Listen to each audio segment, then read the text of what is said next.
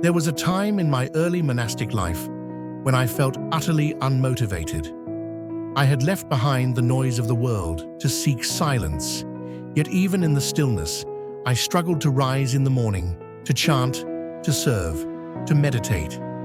One day, I sat beneath a Bodhi tree in the monastery courtyard and asked myself, why do I feel so lost? The answer did not come as thunder. It arrived like a whisper.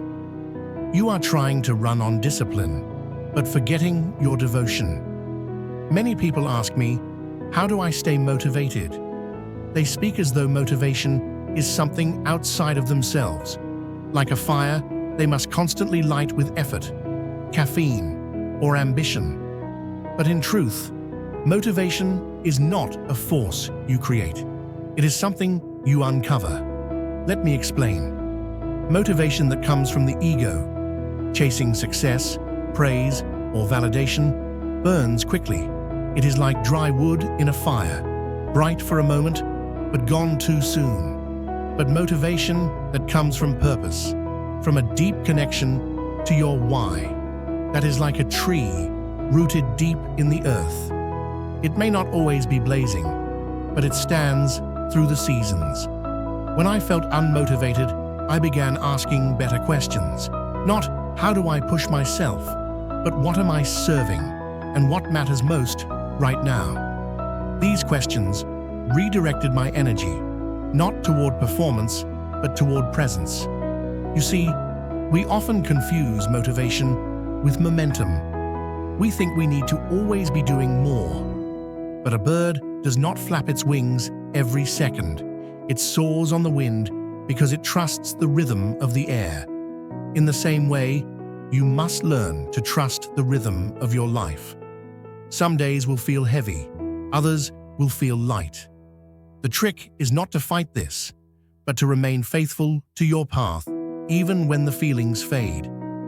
A story I often tell is of a monk tasked with sweeping the temple steps every morning. For years, he did it without joy.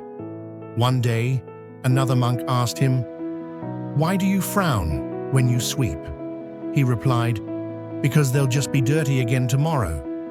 The elder monk smiled and said, "Then don't sweep for the steps, sweep for your soul."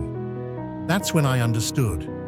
True motivation is not in the result, but in the ritual. When you live with intention, even repetition becomes revelation.